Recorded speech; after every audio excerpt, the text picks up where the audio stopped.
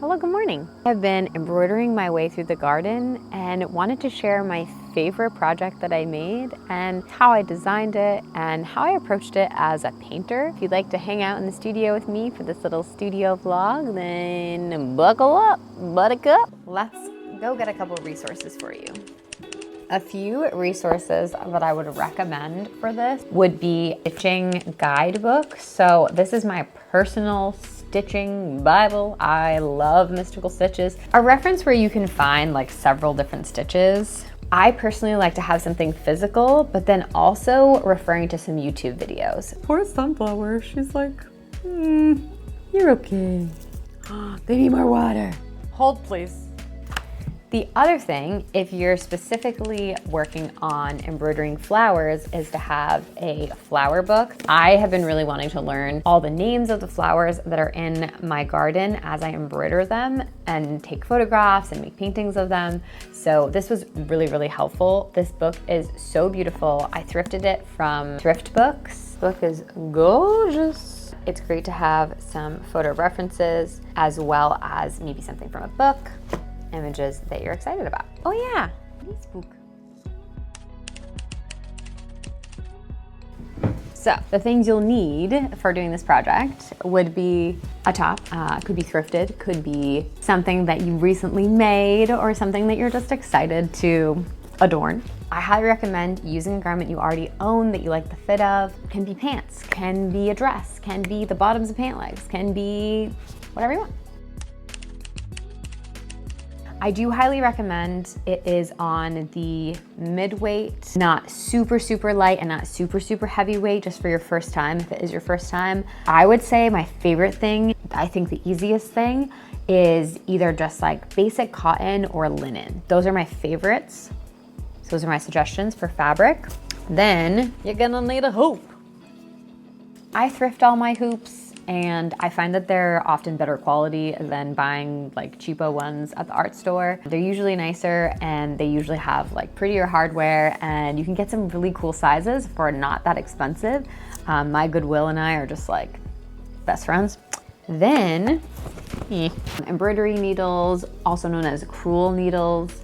You can get a variety of sizes and gauges. You can kind of look up what's best. I think these are just, I don't know what these are.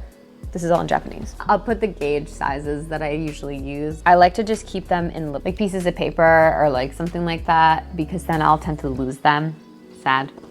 And then you're gonna need embroidery floss. This is just a small little sampling of ones that I'm working with right now for a project, but you can get a little case, put them in a little basket. I definitely suggest getting the cases because it's really easy to get things tangled and have them be crazy. You can usually get the cases secondhand or get them pretty inexpensive, and it's definitely worth it. I resisted it for a long time and I highly regret that because it was such a mess. I made this basket, isn't it cute? That's really it. Oh yeah, and snips. Little snippy snappies. Oh yeah. Okay, I keep forgetting like every single thing I was gonna say. Where is it? Oh my God, I keep losing this, along with my mind. Water soluble marking pencil. I have this in blue, pink, and white, and I find that any three of those colors can kind of work with any number of projects that I'm working on. So I use the white pencil for the black, and if I was working with like orange, I would use the blue, and if I was working with green, I would use pink and all that stuff. So just do a contrasting color that you know is gonna come off, and that'll work out great. If I'm feeling crazy and confident as hell, I just use a pen. Don't recommend that if you're not really confident with your drawing skills.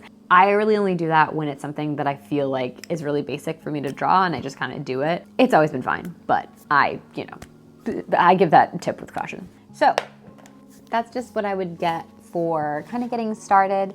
And let's make this top together. Woohoo! You can totally do it. I decided to follow the butterflies and go from the rhododendrons to the daylilies. Like they're always next to these guys. I do not know what that is. It's really cool though. Next to these. Then after taking several photos, I printed them out and made some sketches in my sketchbook. I used paint and different drawing materials to render what I was thinking. This prepared me to be able to start to draw on my actual garment with my white water-soluble tool. Working alongside my inspiration and my paintings and drawing, I was able to choose my color palette. As an interdisciplinary artist, I see this as a drawing with thread. I always lay down a single thread against the fabric to kind of test how those color relationships are looking. Then I start stitching. I'm always referring back to my references as well as my drawings. The stem stitch is probably my most used stitch throughout any of my work, but especially when I'm doing something like a flower, it just does really well to fill it in. By sticking with that same hue and then just varying the values or pulling it a little more violet, I was able to add a little more dimension.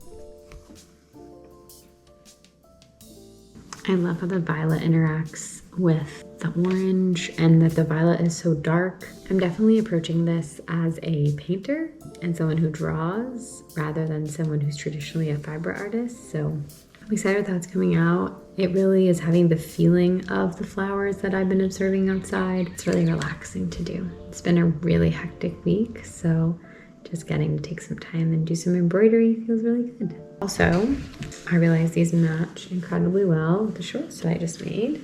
I really wanted them to be darker and have more of a fall feel, but be wearable in the hotter time of summer when you want it to be fall, but it's still hot. So these have more fall colors, and I think this will go really, really well. There's this black on black. I want to add to that.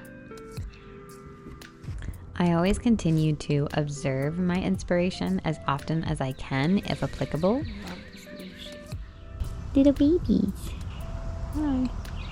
I really love these leaves. So I could do that on the stalk and get practice making those because I've never made that kind of leaf shape on embroidery before. Oh, you look like you're gonna bloom soon. Why bee? This was bloomed yesterday, full bloom. It could be because it's getting later in the evening and they may be kind of closing out for the night. Wow, that just looks so cool. Oh my goodness, so many little white moths.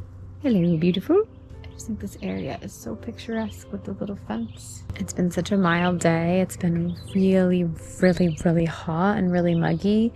So it's nice to be able to come out and feel good and not be super sweaty.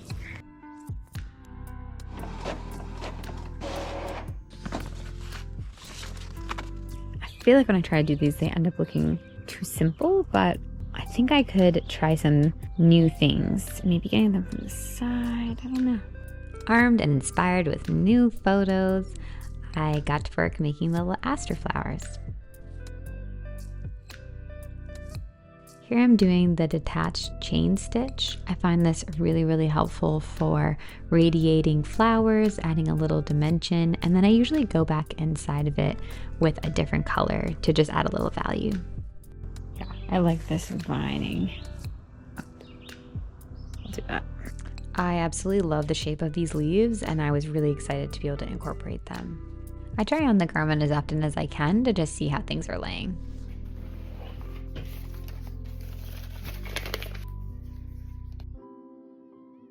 I try it on a lot. Similar to stepping back from a painting, I just try to really keep tabs on how things are going.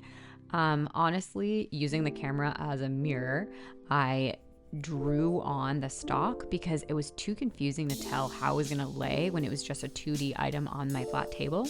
Oh, this is gonna be so cute. Do I want it to go all the way down? No, I do. After those initial markings, I lay it back down on the table and I reaffirm some of my drawing by using my reference so I can get a lot more detailed. I try to be really mindful of how the fabric is being pressed into the hoop throughout the whole project, but once you have the buildup of thread, you want to be even more gentle with it because you don't want to compress your design or have anything get messed up. I also make sure to tie off everything as I go, and I try to make it as clean as I can, but we're all human.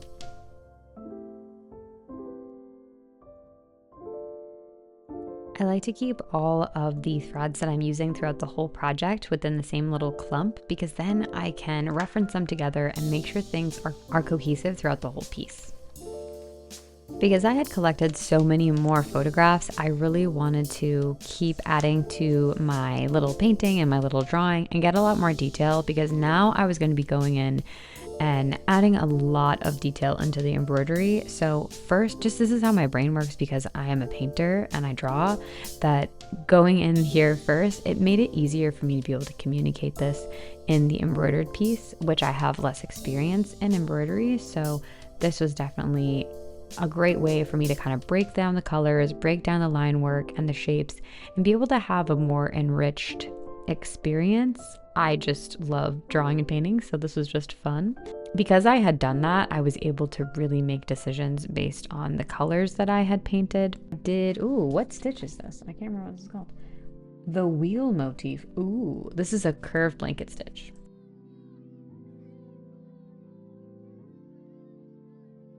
In essence, then, trees disinfect their surroundings. I've read everything that Peter Waldman has written about 37 times, but re-listening to that as I'm very inquisitively looking at my design, I'm filling in a lot of details from previously embroidered areas that I had done. This is where I'm doing a lot of satin stitch, as well as more of that kind of chain stitch.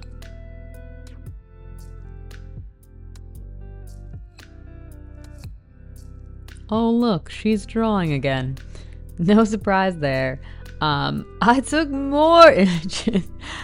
So the other sketchbook was my painting and drawing sketchbook, whereas this is my fiber exclusive sketchbook. So I took all the reference that I had and I put them all together and did one final drawing, because I really wanted to figure out how the right side was going to be. I had already done the left side of the garment, and now I was going to be doing the right side, and I really wanted them to play off each other but be asymmetrical. So I was taking everything I learned from that first side to bring it into the second side of the garment.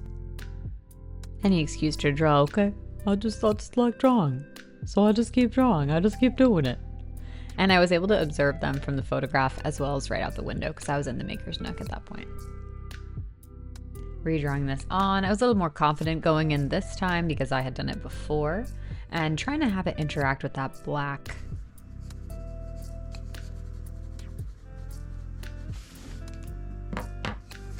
I like to journal and then reflect on sort of what I'm learning. Yeah, it helps me stay focused. I just started putting things in. I added some of the black, so then I wouldn't collide with it and then cover where it needs to be. I actually need to go back through on this one and add the black.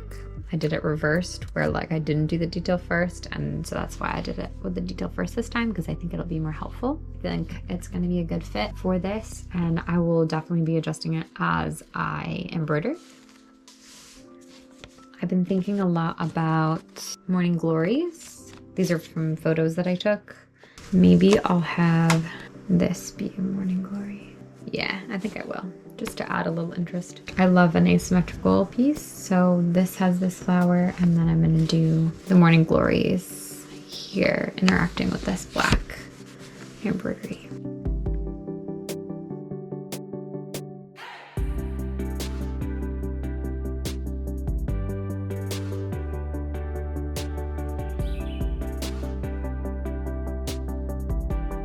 I will say I'm never worried about it looking exactly the same on both sides. I mean, they're different flowers, and I want the personality of each of the individual flowers to come through. I think this is more engaging, and it puts less pressure to be like, I have to do it exactly the same. That's just like not that interesting to me. I think each side can kind of engage with the body in a different way, and it's really fun to get to use all my references. I try to clean up as I go. I did bring this on a trip, and I ended up finishing it in the car, which was really exciting. So this is my little to-go kit, so I keep everything in there, and it's really convenient. It's so misty today. It's definitely different to work with a composition that's on your body. It's going to be on a 3-dimensional form rather than what I'm used to. I'm working on something that's 2D, so I always step back a lot when I'm painting and drawing. But for this, it's about kind of trying it on. Since I started with this side and the flowers were just like different in the yard, I emphasized these flowers as well as obviously the daylily. And then this stage of what this flower is at, I need to find out the name. I'm really curious about this flower because I've never seen it before. But now they're in bloom. This was them not in bloom, and then like they were just starting to be, and then this will be, I think, showing them more in bloom. And while I was doing this side, the morning glories started coming up, so that was why I added those.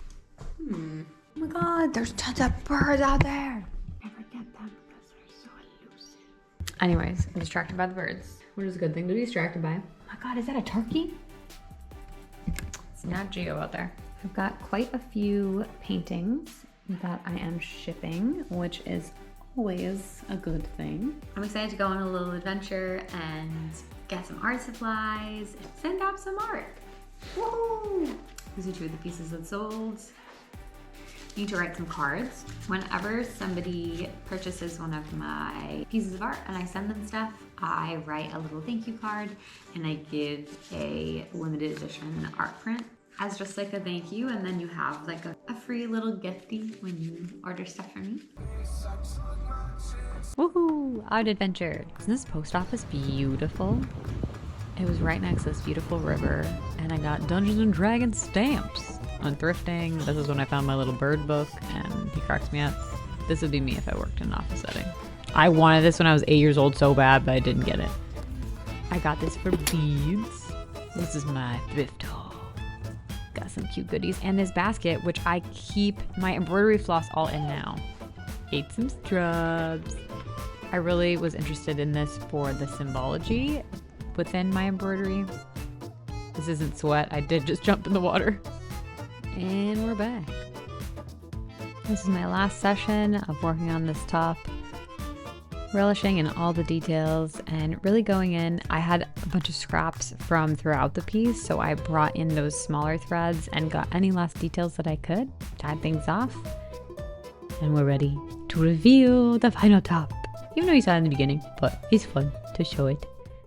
I feel like this shirt just jumped off of my sketchbook page and into the world.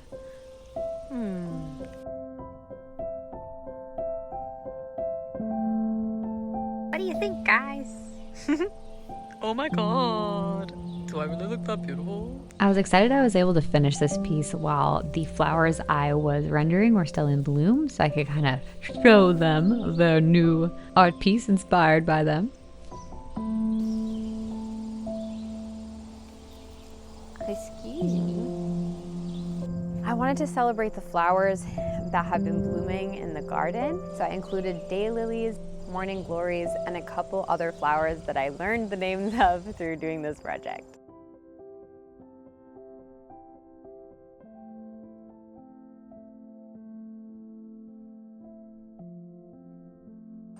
I made this top to be a transitional piece between summer and fall because it has beautiful, rich fall colors, but it's still a really nice, lightweight piece, so then I can wear it and frolic around. I hope that if you did make this top or were inspired to make an embroidered top for the first time or learned any single new skill, please comment below. And if you'd like to share the image with me, join my Patreon and you can share it with me there. You can also tag me and share it on Instagram. I am so happy that I got to make this video. It was really fun to share the process. And if you would like to be in a growing art community with me, you can join my Patreon. It's available here. You can do a free membership, or you can do fellow maker or studio supporter, and I'm happy to have you in any way. If you just wanted to watch this video and get some inspiration, I totally get it. If you'd like to see 32 more sustainable fiber arts ideas, you can check out this video that I made of every single piece that I made throughout spring and summer. I'm gonna go outside because it's a beautiful day and I am going to work on sewing some cool stuff. I'm currently sewing Dan and I's Run Fair garb. We're gonna be going to the King Richard's Fair Okay, I feel very much like Aladdin slash McLovin being made fun of for looking like Aladdin. So that's great for our wedding anniversary, and so I'm making us costumes, so I'm very excited. I'm gonna go and do that and keep rocking my shirt because it makes me very happy. Have a great day. See you on the flippy flop. You were not here yesterday. Hello. I'm gonna be doing a project with this puzzle, and it involves a lot of embroidery, and I'm very excited.